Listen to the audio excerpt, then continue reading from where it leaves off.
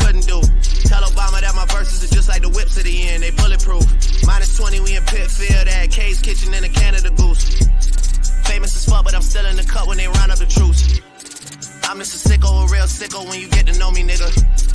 I let the diss record drop, you was staying right below me, nigga. We must have played it 100 times, you was going to bed. Why would I put on a vest? I expect you to aim for the head. I could've killed you the first time. You don't have to try and say it louder, nigga. Trust me, heard you the first time. It's nothing personal, I would've done it to anyone. And I blame where I came from, and I blame all my day ones. You know Chubbs like Draymond, you better hope not say none. Them boys, they're a handful. Then I hit them with the high line. Chris Breezy with the dance moves. Mo G with the dance moves. Ad Boy with the dance moves. Jimi Hendrix with the solo. Those are strings that you can't pull. Yeah, and I can really dish it out. Come and get it from the source. But fuck with all the word of mouth. Go to state running practice at my house, nigga. What am I about? You gon' really feel it now. I'm out here looking for revenge. I ride for my niggas. Stay scheming. Niggas tryna get at me. Dog. I ride for my niggas. Stay scheming. Niggas tryna get at me. Dog. I ride for my niggas. Damn. Life so short. Fuck it. I don't wanna go to court. Fuck it. Got a budget for the lawyer though. Fuck it. I'm on the run for the month. Woo. I'm in the bucket. Paid 200 for it. My little nigga stuck and even got me paranoid. I'm getting money, that's in any nigga category. Double M, I got G's out in California. I ride for my niggas, dawg. I ride for my niggas. I slide for my niggas, dawg. I ride for my niggas. Stay scheming. Niggas tryna get at me. I ride for my niggas. It bothers me when the guards get to acting like the bras. Guess every team doesn't come complete with niggas like ours. That's why I see no need to compete with niggas like y'all. I just ask that when you see me, you speak up, nigga, that's all. Don't be ducking like you never wanted nothing. It's feeling like rap changed. It was a time it was rugged. Back when if a nigga reached, it was for the weapon. Nowadays, niggas reach just to sell they record. Spaghetti bolognese in the polo lounge. Me and my G from DC, that's how I roll around. Might look like, but we heavy though. You think Drake would put some shit like that? You never know. $1 million meetings in the polo lounge. Me and my man Oliver North, that's how I roll around. Shorty wanna tell me secrets by the rap, nigga. I tell that bitch it's more attractive when you hold it down. Kobe about to lose 150 M's. Kobe my nigga, I hate it, had to be him. Bitch, you wasn't with me shooting in the gym. Bitch, you wasn't with me shooting in the gym. Tell Lucy and I said, fuck it, I'm tearing holes in my budget. Bag her like we in Publix and take her ass out in public. Ordered it up for late, told them butterflies, she'll love it. She used to soda and nuggets, she really just started thugging. I'm just hitting my pinnacle, you and pussy identical. You like the fucking finish line, we can't wait to run into you. But let me get my mind off that young rich motherfucker getting mine off rap with my niggas. I ride for my niggas. What's good, everybody? Welcome to the Pull-Up Show. I'm your host, Mr. BJ Matthews, a.k.a. B Jizzle. Before we get started, follow us on YouTube, could say to the Pull-Up Basketball Podcast. Like, share, subscribe. All of our YouTube videos, hit the like button as y'all coming here to share, subscribe. Hit that Cash App, $ BJ Matthews, $ BJ Matthews for all this great content that we drop on a daily, weekly, monthly, yearly basis. As well as if you guys have not already get your membership badges that are available, we have 3 different options. The pull-up badge, the LA Clipper badge, and the interview badge. All 3 different options we have for you guys to be able to get your perks as a pull-up badge member for the rest of your life. But let's get it popping. All right, so we back with another video. You know what I'm saying? Yesterday we had a live. Highlighting the Boston Celtics winning the NBA championship in 2024. Congrats to the Boston Celtics for winning their 18th championship. And defeating the Dallas Mavericks in 5 games. A very, very, you know what I'm saying, one-sided, victory for the series. So shout out to the Boston Celtics. They will definitely be a threat next year to possibly repeat. And congrats to them, respect to them. But as I promised to y'all, I'm going to be giving Hell Week to Dallas Maverick fans and trolls and, exposing a lot of these narratives that's been out there, man. Like I told y'all before, I'm going to continuously say it over and over and over. I know y'all get tired of hearing me say it, but I am the narrative killer. I am the one that debunks all of the ESPN and TV talking points that people run with just to try to, you know, try to bring down somebody else's team or their players and try to uplift the other. One thing I love about this YouTube is that you have a chance to really have much of a voice where a lot of people can kind of see a different type of way of thinking. I've said it before and I'll say it again. A lot of these ESPN pundits, if you guys have not already realized, have been taking a lot of content creators. You know what I'm saying? Content. They take a lot of their talking points and they recycle and make them as their own. Right? They could take a lot of these content creators' talking points and make them as their own, whether that be titles, whether that be predictions or opinions. They get a lot from it from the content creators on YouTube. So as I look at this and when I see and I when I really look more deep into this, discussion, I think a lot of people started seeing after the finals what many people were echoing when it came to certain players. And the person I want to talk about is this guy, Luka Doncic. Now, yesterday I made a video on Kyrie Irving, speaking about him. And if you guys have not saw that video, make sure y'all go check out that video. I'm doing this. I'm spreading out all week, exposing a lot of these players and these guys who get this pass seems to be from many people. By the end of this video with Luka Doncic, y'all are not going to only just see how I feel about him and why I say what I say about them, but I'm also going to, give a little bit deeper insight from stuff I actually found out about Luka Doncic, in the past, and, it's why I think he is the way he is. All right. So let's get it going, man. But like I said, make sure y'all hit that like button as y'all come in here.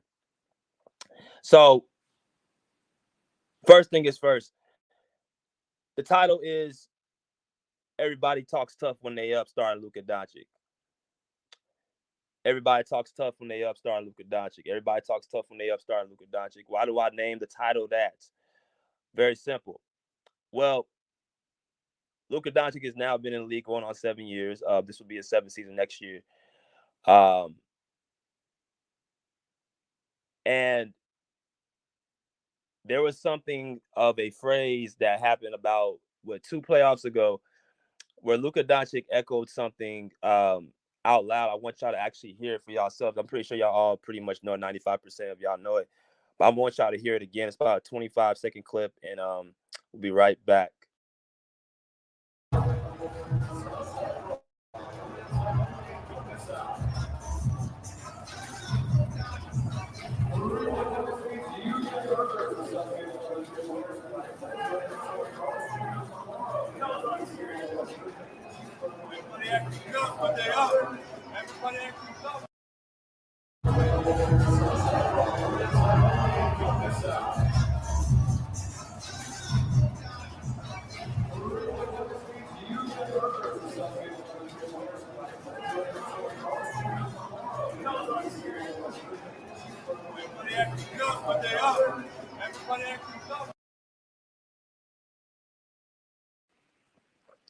All right, so y'all just heard that right there. That was Luka Doncic walking in the hallway, as y'all remember in game 5 back in the 2022 playoffs, where him and Devin Booker had somewhat of a back and forth. And Devin Booker obviously was somebody that was starting to, move up the ranks. He was somebody that actually. So, like I was saying, they had a little bit of a situation back when Luka Doncic and Devin Booker were going at it in the 2022 playoffs, and Devin Booker was kind of a player that was coming up on, he was coming up the ranks, right? He was a player that, people compared to Kobe Bryant, people were starting to say that he had the Kobe mentality. I think that came from Stephen A. Smith, right, in the 2021 playoffs where they went to the NBA Finals, the Phoenix Suns I'm talking about. And Luka Doncic and Devin Booker were players that did not really they went at each other. They basically were players that definitely had a lot of back and forth with one another. And this was definitely one of the series for the ages. They beat the hell out the Suns 101-57. So after that game 5, where the Suns were able to defeat the Mavericks, Luka Doncic decided to put out a cryptic response after the game 5 aftermath and said everybody acts tough when they up, and everybody went and ran with it. And the Mavs ended up beating the Suns 2 straight games, not just beating them, embarrassing them by double-digit wins, and just basically exposing the Suns for who they really are. And that was kind of the start of the Suns being what I've been saying for the last 2 years, front runners. And at that point, I was kind of on Luka Doncic's side. I was saying basically like, yeah, Devin Booker, he talks a lot. He talked a lot of trash when he was against us. What I'm saying, going at Paul George and running his mouth and talking as if he's done this and done that, and we've already exposed what Devin Booker has been, a guy who didn't do shit for 5 years straight, was getting eliminated out and didn't even make the playoffs and then scratched the playoffs. Worse than what Kyrie Irving was doing in Cleveland. Y'all should have saw those years in Devin Booker when he was in Phoenix, the sole leader. He wasn't even getting the Suns even in contention. He wasn't even making them competitive until that last year, that last piece of the bubble in 2020, where the Suns, I think, went undefeated in the bubble. The Suns were basically struggling for 5 straight years, most likely like pretty much a poverty franchise. Nobody wanted to do anything, had nothing to deal with the Suns, right? I remember I can recall a time, and it's just kind of off kilter, when I was actually still actively playing. I actually had an opportunity to go play with the G League team over there. And they were telling me that they were looking for a new coach because the entire staff got fired. I'm like, what happened? I said, well, the team has been basically a shit show, not winning games. So it trickled down, not from the Phoenix Suns, but also their G League team as well, their minor league team. So the Suns were a bad ran organization. This man on the screen was the head start of it.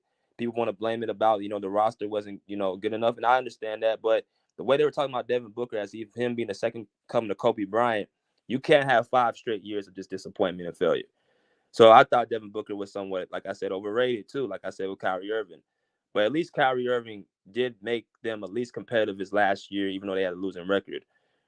You know what I'm saying? This guy didn't even – this guy was taught – this was like 22-60, 23-58, and 24 and you know what I'm saying, 58 and all that stuff, man. Those are the records that the Suns had with Devin Booker under him winning as the leader. But back to the point. Luka Doncic became the Suns at this moment their daddy, right? People say Luka Doncic owns the Clippers after I exposed that. He really owns the Phoenix Suns. He really owns them. But I want to make a clear point right now. I started seeing as the years went on that Luka Doncic was somewhat similar to Devin Booker. I said to myself, okay,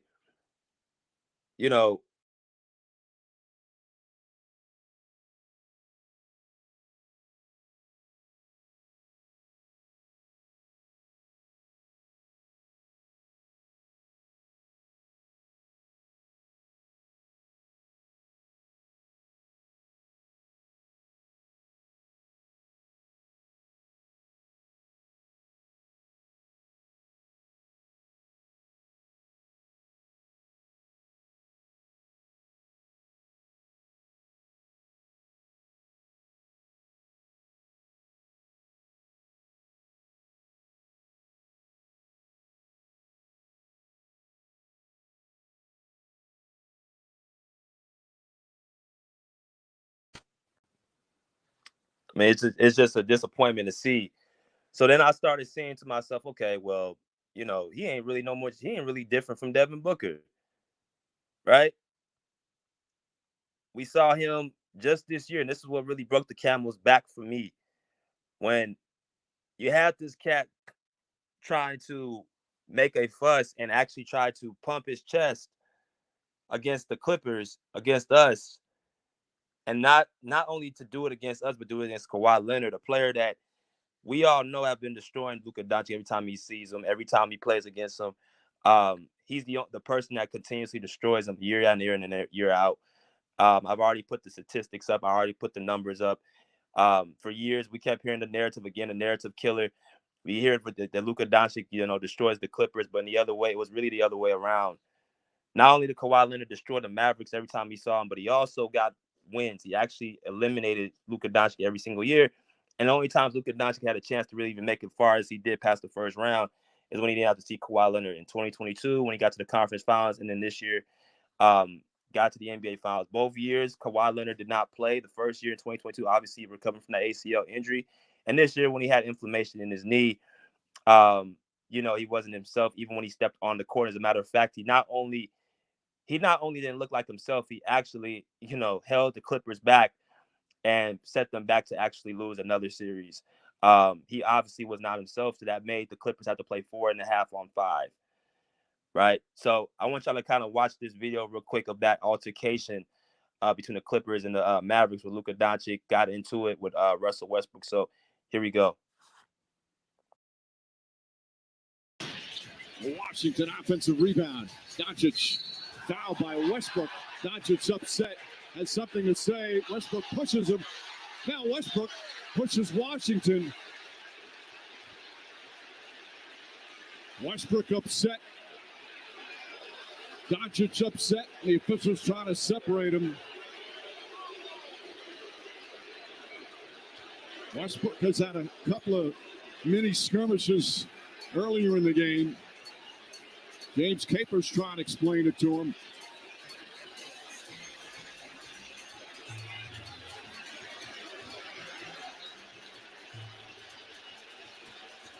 Westbrook being told to go to the bench. He's got his teammates and his coaching staff got to get him out of there.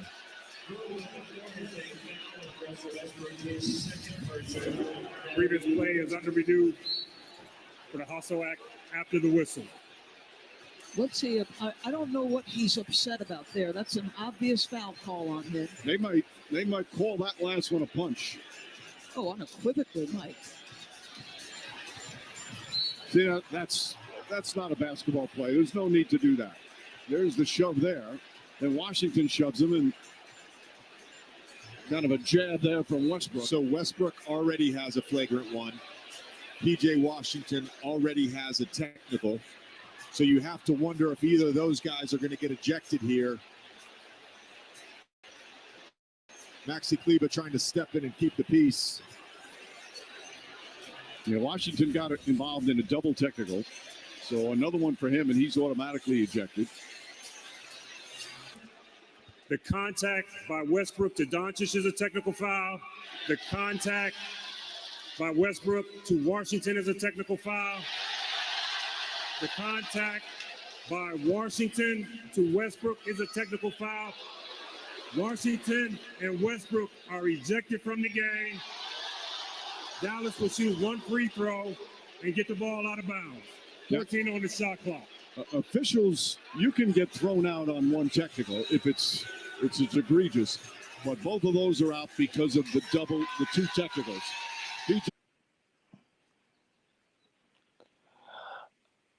All right, so as y'all just saw, as y'all come in here, smash the like button. So y'all just saw the mini scuffle between Westbrook and Luka Doncic back in the playoffs last year, or was it April or whatever, May or April, 1 to 2. Westbrook and Luka Doncic, both two guys that are, competitive, both two guys that are, rah-rah type of guys. But you saw when Luka Doncic got grabbed by Russell Westbrook and flung, and I think a lot of people went on with the story that Westbrook was out of control and Russell Westbrook had no reason to actually do what he did. So I actually looked a little bit deeper into what actually happened. I actually saw what happened. If you guys watched that play before that, there was a play before that. The score was 75-91. And Luka Doncic hit a step-back mid-range jumper on Kawhi Leonard, right? He hit a step-back mid-range jumper on Kawhi Leonard. It looked like, he did his regular, go into a player, use his elbow, push off, and then, step back and shoot. The Clippers call a timeout. As the Clippers call a timeout, you can hear Luka Doncic and read his lips and hear him say that he's too small. He does a little small, baby, not to rock the baby. Basically, y'all just make a person too small with your hand gesture. That's what he did when he did to Kawhi Leonard. Now, I understand trash talking. I understand players who are in the moment. I understand excitement. But see, this is why I say Luka Doncic, I don't feel for him. I don't feel sorry for him. He's a front runner. Everything I've been saying about him has been accurate. He's a crybaby. He bitches to the refs. He's only talking trash when he's winning, but he's complaining about injuries when he's losing. Right? All these magical reports come out when he starts to lose or when he's losing the edge. But when he's up and he's winning, he's talking trash. He's smiling. You know what I'm saying? He's kiki. He's high-highing. He's pumping his chest just like Devin Booker did. That's exactly what Devin Booker does. But when he's getting destroyed or when he's getting embarrassed or when he's getting beat, he doesn't have much to say. Now, the only difference between Luka and Devin is Luka will actually still talk and still talk to, somebody into the refs when he's losing. Devin Booker is not talking to anybody. He's just basically stone-faced. He doesn't have much to say. He's basically humbled. But Luka Doncic will at least talk, and he'll still act like he's, still involved in the game. You'll rarely see him actually, be quiet. But back to what I was saying, there was a play right before Westbrook and him got into it where he tried to do the little right y'all see on the right. He did that to Kawhi Leonard. And my thing is, bro, first off, you should be the last person doing that to Kawhi when he's been actually humbling you for 2 straight years. And he would have did it again this year. People can act, like I said, act silly, act dumb, act stupid, and say, well, the Mavericks were just a better team and that Luka Doncic is this, that, and the other, man. As y'all saw against the Boston Celtics, what happened? They basically embarrassed Luka Doncic in ways that I don't even think Luka Doncic expected to happen. They basically exposed to what the Clippers were going to do if they had their full team. So this whole Luka Doncic was, young back then, and he was having about his own team and all these fake ass narratives. Well, where was that in the Boston series? The same team that people thought that were fraudulent, that Jaylen Brown, Jason Tatum weren't leaders, and Jason and Jaylen Brown were second options. Where was all that in that series? Now it became the Mavericks didn't have a big enough team. That's bullshit. Because you guys were the same ones talking about that the Mavericks were the better team coming in the series. So because the Mavericks got embarrassed and got exposed, it took for y'all to see that actually why the Celtics were a better team. So if you felt like the Celtics were the better team the whole time, why don't you pick them before the series started? See, we gonna stop all this surprise, and I didn't know, and I thought, and all that shit. I know we all have predictions, but to say the Mavericks had a better team, the Suns had a better team, the Mavericks up from top to bottom, is untrue. If you're talking about the duo, you have people picking Luka and Kyrie going to, and I've said it from the start. Luka and Kyrie are an offensive one-sided duo. They're not going to be able to contain a two-sided duo who has a fully healthy team. And that was the only thing with the Clippers they were missing. They would have done the same thing to Dallas had they been healthy. Because you got two guys in Kyrie and PG who are a better duo when healthy than Jason Tatum and Jaylen Brown. And then you have a Clipper team who's very similar to the Celtics. They have a lot of the same type of players. The only difference is that the Celtics have, I think, better, higher IQ players, especially with Drew Holiday and Derek White. I think they have a stretch five and Porzingis, who only played really 2.5 games in the series. You know what I'm saying? So it was pretty much going to be the same outcome. And I was very ecstatic about them winning the series in 5 games. What the Celtics just beat the Mavericks in 5 games. But I digress from that. Luka Doncic only talks when he's playing, when he has the upper hand. A player that constantly complains to the refs is a player that is mentally not able to handle certain pressurized situations. A guy who's going to end up quitting, a guy who's going to start shot jacking, who doesn't like to play defense or is incapable of playing defense against certain players, who bitches and whines. That's the type of player he is. So that's who he's always been. See, you can't change the stripes, tigers on the stripes on the tiger. You can't change his stripes. He's been set in his ways ever since he's been, younger in Spain. You gotta remember, Luka Doncic he's been a pro player since his teenage years, since he was, I think, 16 years old. He's been complaining to the refs doing this shit for over a decade. This ain't something new. He's always been a complainer to the refs. He's always been pampered. He's always been babied. He's always been, he's always been that guy. That's what he's always been. But I think a lot of people just really seeing it now on the big stage.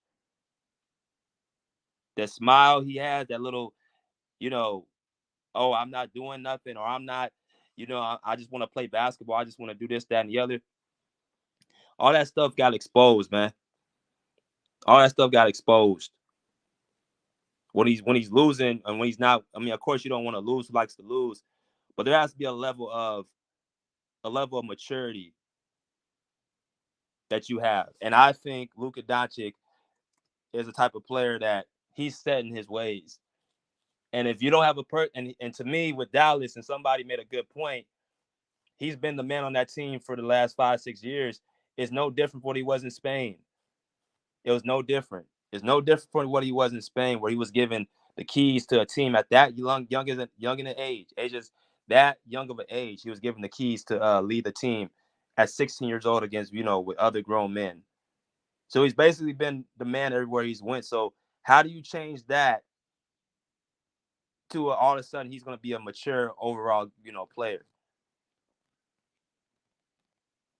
I don't see how you can possibly do that. And then you factor that in when he knows, physically and athletically, he cannot stay in front of certain guys. That's where the frustration comes in. That's where he knows that he's not physically superior to these other players like Jaylen Browns, like the Jason Tatums, and Drew Holiday's were blowing past him. Derek White was. That's frustration. Then you look around, the Mavericks players weren't able to, rise to the occasion. Now it's all the Mavericks that don't have this. They need all this. They need all that. We are the same ones talking about the Mavericks were going to come to the playoffs and do this and that and the other. I told y'all their run was fraudulent. I told you that their run, they had no business going to the NBA Finals. I've said that since the start of the series of the playoffs. It just so happens this was their time. And then people saying that the Mavericks are going to come back with this, that, and the other. No. Teams are going to come back healthy. Right? They're going to come back. And like I said, it's not usually the best team that wins. It's usually the most healthiest team that wins. Boston, by all counts, was the best team all season, but they had to have health on their side to win. If one of those players goes out, Tatum or Brown, they're not winning the championship. If Luka or Kyrie goes out, they're not going to the NBA Finals. If, whatever team, if they lose their player, their best one or second best player, they are not moving the needle at all. They're not going anywhere. But like I talked about with Kyrie Irving, even with his playoff run, I wanted to go a little bit deeper on what happened with Luka Doncic in his playoff run too. Because like I said, I'm not going to, highlight what Kyrie Irving, his shortcomings, and not talk about Luka's, because this is another person that I think people just give passes to. Oh, because he shoots, gets like a 29, 8, and 8 triple-double, or a 29, 11, 11 triple-double. That's a clue to him to be a top 5 player, man. But people don't really watch the games or don't see how he got that 29, 11, 11. They don't look at just the shot attempts, the shooting percentage, the turnovers, the taking his team out. Like, they don't look at all that. They just pick up the stat sheet and just say, well, here you go. This is what he had. This is what he averaged. Let me just go ahead and just claim him as a top 5 player. Let's just go ahead and do that. Let's go ahead and put him over guys who play both ways. Let's go ahead and put him over guys who are, actually winning. Let's put him over guys that actually don't complain to the refs at every turn, man. Let's just put him over guys like that. So I want to kind of go a little bit round by round. And as y'all come here, smash the like button. This is a pre-recorded video, but let's talk about, of course, everybody's favorite team he plays against the Clippers, right? Now, we already established what actually happened. Kawhi Leonard didn't play, and I've said it before, and I said it, that is Luka Doncic's kryptonite. I don't give a damn what nobody says. When every time he sees a Kawhi Leonard, whether that be regular season, whether that be playoffs, go check out the head-to-head records. Even this season, Kawhi Leonard has had his way with Luka Doncic. Then people try to move move the goalposts at every turn. Well, Luka Doncic was, in his second and third year. Okay. Kawhi Leonard was in his second year when he faced LeBron James in the NBA Finals and got the MVP with the same LeBron James who was in his prime. He faced LeBron James 2 straight years in the NBA Finals. The first year, he was thrown in as the primary defender on LeBron James and was expected to score as well. And then the next year, he ended up being the Finals MVP, his second and third year. At 25 years old, Kawhi Leonard already had a championship and was on the verge of beating the Golden State Warriors. The super team Golden State Warriors, who everybody thought, some people think is the greatest team of all time. Kawhi Leonard had that same team on the ropes. And the Spurs that year were the only team back in 2017 that actually gave the Warriors problems in the Western Conference. So people can make it seem like the Warriors were just so overmatched over everybody else. We saw them go 7 against the Houston Rockets. We saw them, almost lose that series without Chris Paul there. Don't tell me that Kawhi Leonard could not get that series done against the Warriors. That's what he was doing at 25 years old, the same age that Luka Doncic currently is. That people think that him being 25 years old, we ain't seen nothing like this. At 23 years old, we saw LeBron James lead his team to the NBA Finals. At 23 years old, we saw Dwayne Wade win an NBA Finals against the Dallas Mavericks at 23.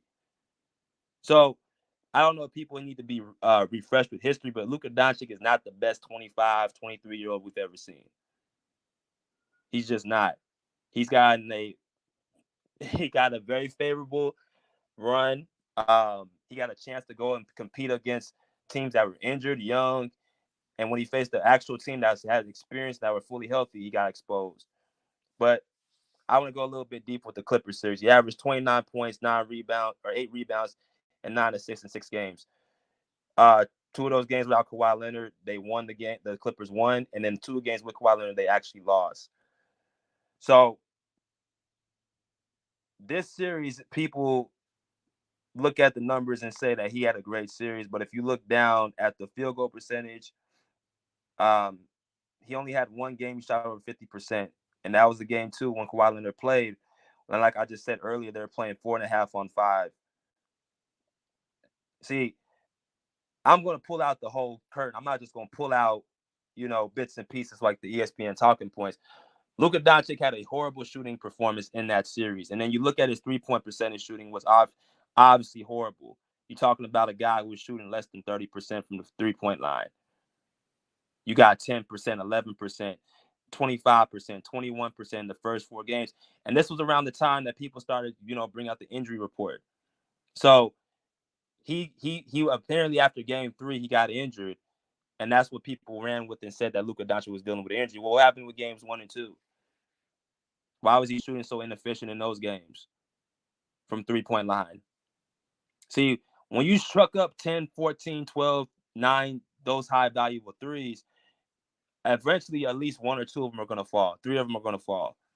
And you might hit some of them when the game's pretty much done and pretty much over with. He shot the ball presumably well at the free throw line, though. He shot the ball very well at the free throw line. Because to me, it was really no pressure. Especially in those games 5 and 6. Once Kawhi Leonard left and got hurt, I think that was a sigh of relief for Luka Doncic. People can act all they want that Luka Doncic doesn't think Kawhi Leonard is a better player than him. People can act like, he doesn't think that he's not a problem for him and that he's just this, that, and the other, and that people can think that all they want, but the numbers don't back it up. And also, when you watch the game, it doesn't back it up. Again, we just watched the Boston Celtics expose Luka Doncic and Kyrie Irving. That is what the Clippers would have done. There's only 3 teams that can really do that to the Celtics, who actually can beat the Celtics in their own style, and that's the Clippers, and probably the Nuggets. Those are the only 2 teams. Maybe the Knicks as well, if I'm not mistaken. They have the personnel to beat the Celtics. The Mavericks were just a bad matchup.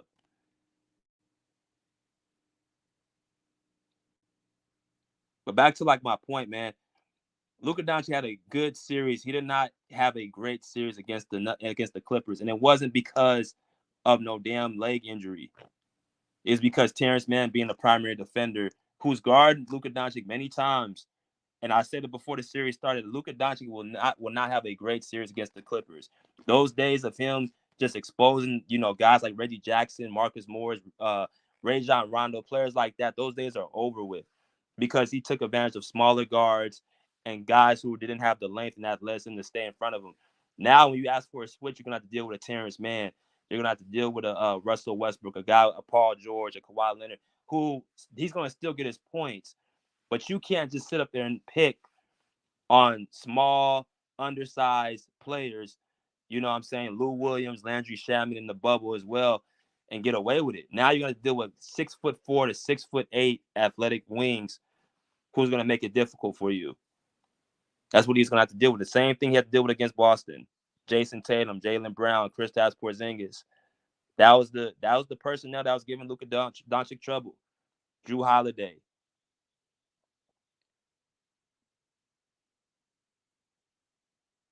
So it just comes down to a point that Luka Doncic, people look at points and say that he had a great series, but they don't look at the inefficiency and the defensive flaws that he actually brings to a series. They didn't listen to what he said after Game 4 when the Clippers won that game, and Luka Doncic went out and said he has to do more for Kyrie Irving. He has to help him more. He's letting him down. So a player who everybody thought was doing so well, now came on the podium and said that. Luka Doncic he really needs to thank Kawhi Leonard for being out that series, for him getting this far in the playoffs. That's what really he actually really thank. As y'all come here, smash the like button. This whole he owns Luka Doncic, owns the Clippers, man, is probably the worst talking point I think I've ever seen. It's probably one of the worst talking points I've ever seen. Right. Let's check out the next series against Oklahoma City Thunder.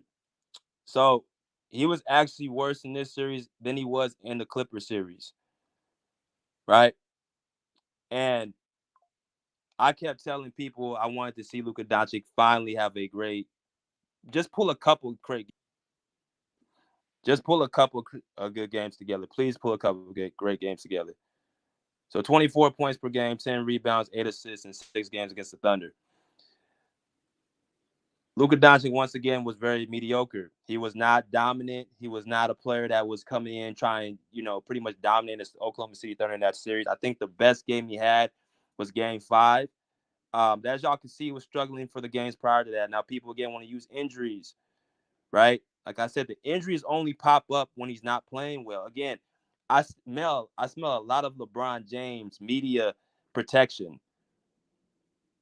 I smell a lot of that coming along because and I watched it all playoffs. He only had an injury when he was actually struggling. After Game 4, going into Game 5, people brought up there was a report that he was dealing with a knee injury. I think was it like a knee sprain or something.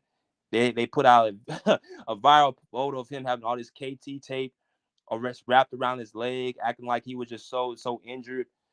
And he might have been banged up. I ain't saying he's not, but if you that injured, I told Mavs fans this, if he's that injured, tell him to sit out. If he's really that injured, tell him to sit out. Don't keep playing around and say, well, I'm hurt, I'm this, I'm that. And then when it comes out, I'm saying that you are, you're losing a series, you're losing a game, you don't want to, sit out. If he's really that hurt. But I don't think that was the case. I just think he struggled, just like if you have a high volume, inefficient shooter who turns the ball over quite often, who's a below average defender, who had to face against the OKC Thunder he had to stay in front of SGA and Jalen Williams and guys like that, and he has to deal with Lou Dort on the other side, another great on-ball defender. That's what I think really happened. This is probably the most inefficient series Luka Doncic shot the ball. Right? You look at the shooting splits he had, you're talking about 31, 52, 41, 41, 30, 54, 60. So the last two games were his best from the field. And then the three-point line, 12%, 62, 25, 22, 45, 67. Free throws, 60, 100, 70, 66, 66, 100.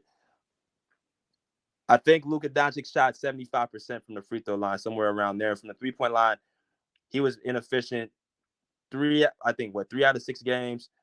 And then from the field, he was only efficient 3 out of 6 games as well. But he only made 24 points per game. He only averaged 24 points per game. Kyrie Irving, that same series, averaged 15.9 points per game. So another good but not dominant performance from Luka Doncic in these two series. The first two series he played, that he wasn't the best player in either series. The first series, Kyrie Irving was the best player on the Thunder. In the second series, the most impactful player was P.J. Washington and Daniel Gafford. They were the most important players to me because they took advantage of their matchup over Chet Holmgren. Now, Luka Doncic is going to get the credit because he's the best player, quote unquote. But for a superstar player like that caliber player, he did not have a superstar performances, and they tried to blame injuries on it. That's what they tried to make it seem like the injuries were the reason why he was struggling so much. The next series against the Timberwolves, this was the series that he actually had his best series, in my personal opinion, just like Kyrie Irving. He averaged 32 points per game, 9 rebounds, and 8 assists in 5 games versus the Timberwolves. Very dominant. Very dominant. He hit the big shots when they needed to be hit. He was efficient from the field. He hit. He actually wasn't too much of a liability on defense. I think the Timberwolves did not take advantage of their matchups enough. I'm talking about Karl-Anthony Towns. But Luka Doncic, for what it was, he was the best player, not just on the Mavericks, but that entire series off of both teams. It exposed the Timberwolves for being not ready for the moment. It exposed Anthony Edwards for not being ready for the moment yet. He still needs to be taught. He needs to go through the growing pains. A lot of stuff had to be, highlighted. And personally, excuse me, I thought that was Luka Doncic's best series in the playoffs. Now, you look at this series against the Boston Celtics, he averaged 29 points, 8 rebounds, and 5 assists. Games 1 and 2, that's where Luka Doncic really shined in, right? That's where he had great games in, games 1 and 2. Game 3, he actually cost him the game. In my personal opinion, especially down the stretch, he fouled out yet again because he could not guard one-on-one. He was not just only fouling out, but he also was getting picked on and actually, getting pressured full court by Jaylen Brown. Again, when we talk about Luka Doncic, we only talk about the offensive side of the ball. Nobody wants to bring up defense unless when it's forced to be brought out, when the way he looked. But defense is a very important part of the game. As y'all come here, smash the like button. If y'all have a chance to really watch Luka Doncic's defense, y'all know what I mean when I say he's a below-average defender. All this, defensive rating and him guarding the weakest offensive player, that's not called being a great defense. A good defensive solid player is a player that's not going to get exploited. And that's just exactly what he did. I played a full video of Luka Doncic, one of the last videos I did of him getting exposed, right? So I say that all to say this. I know I went from round to round, but I want to just basically bring out, all the stuff that I wanted to bring out, man. Look, Luka Doncic is no different from Devin Booker. He's no different from a lot of these guys who sit up there and want to pinpoint and want to talk trash when they're up. But when they're down,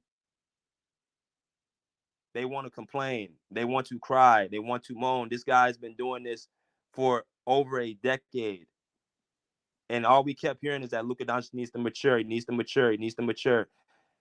Okay, well, you're asking for him to basically do something he's never done before. But you know something?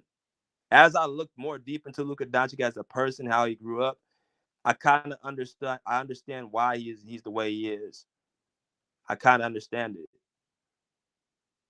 Because he's been basically coddled and babied. I mean, look at his face. He just looks like a person that just is upset. He could not believe he didn't get his way. Like, how could you not give me every single call that I'm complaining for? Please listen to me. Right? I'm the best player. This is my team. This is my arena. This is my city. I'm going to be the face of the NBA. Why are you not giving me what I want? Like, this is what I see when I look at him right now in his face. It's like a spoiled kid.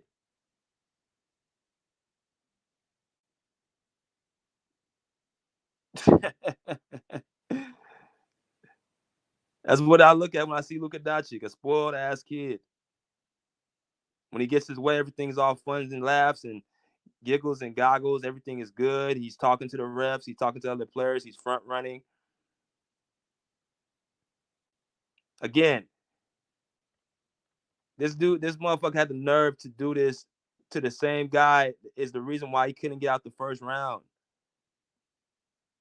And I think personally, Luka Doncic he felt like he had to rub it in because of all the torture that Kawhi put him through those earlier years. Like that 2021 year, that third season, Luka Doncic, people had the Mavericks already beating the Clippers after those first two games. They had the Clippers losing that series. You saw the memes coming out with Kawhi and PG on the porch like he was on Friday, and then Luka Doncic would have the little cigarette in his mouth as if the series was over after those first two games. They lost both. Usually when you lose two games at home, that's when you actually end up losing the series, usually. So everybody who looked at the Clippers going into the bubble the year previously thought they were chokers. They thought the series was over. They were going to break up that team. But Kawhi Leonard's heroics is what actually led us back into that series. That's why I don't hear that nonsense when people act like the Clippers had such a superior team. So if they were so damn superior, how did the Mavericks were able to win two decisively great games? So you want to give Luka Doncic credit for carrying his team, but you don't want to give Kawhi Leonard credit for carrying his team. That's exactly what happened. Kawhi Leonard carried the Clippers over the Mavericks, and Luka Doncic, just like the Celtics, just could not rise to the occasion. Now I'm hearing the same thing now with the Celtics. All of a sudden, they have such a way better team than the Mavericks, but that didn't stop many of y'all from picking the Mavericks over the Celtics.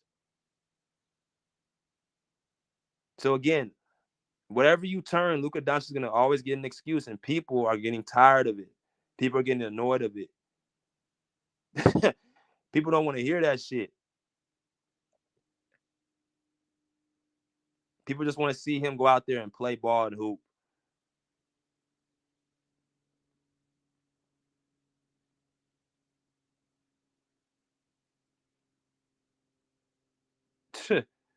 Luka Doncic's defense hits shameful levels with Mavericks on brink of Celtics sweatbox.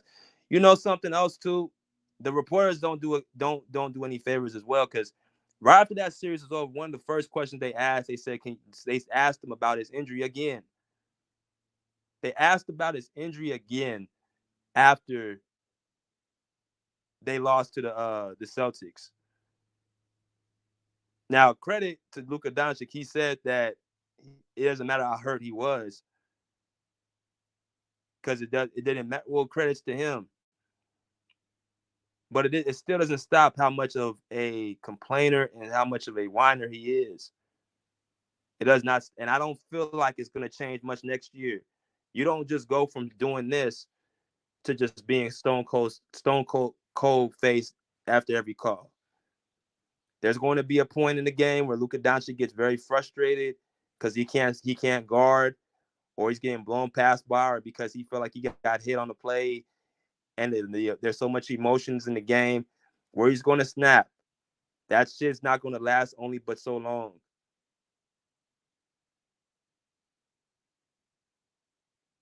So that's all I wanted to say, man.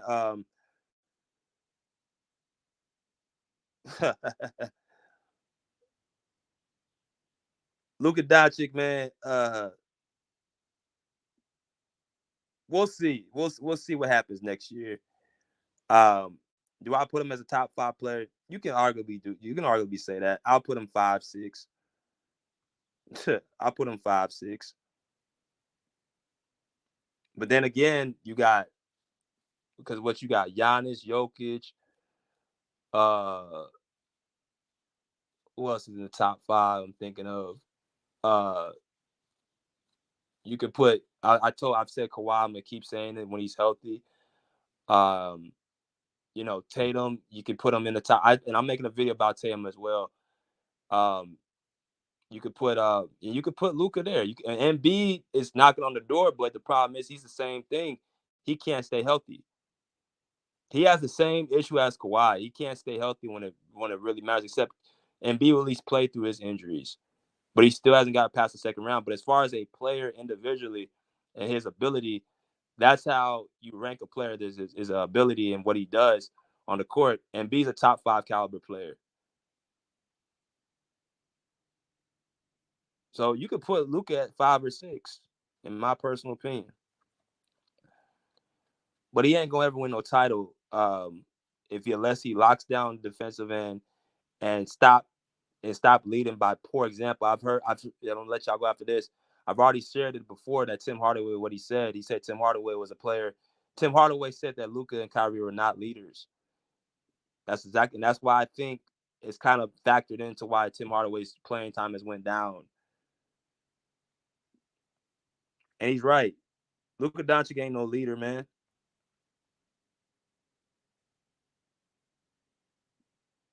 I don't think he's mentally able to handle that amount of pressure. I think he's too explosive and erratic. I think he's too all over the place. There's been times where Luka Doncic, it's almost like a psychotic type of mode when it comes to him, where he can't control his emotions and himself. When everything's going good, he's smiling, but when everything's going bad, he's crying.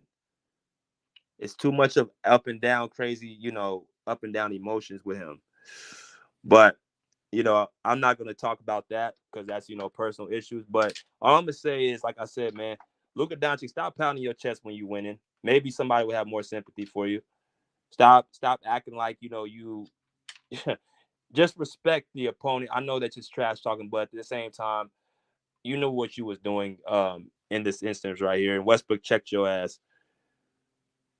So that's all I wanted to say, man. I hope y'all enjoyed this video. I'll continue to like, share, subscribe. Until next time, pull up, pull up, check, pull live. Peace. Out of life, swim well. I'm feeling good. Feeling all right tonight. I'm feeling good now. Yeah, it's all good in the neighborhood, homie. Living right. I feel good. I feel alright. Cruising through my neighborhood on a warm summer night. I feel good. That's right. I feel good now. Summer night. Summer days just sitting around, but when the sun goes down, I'll be ready to party. Ain't nothing like them summer nights. Keep the top on drop, all the girls looking hot, hit the photo and we just don't stop. Party until the morning light.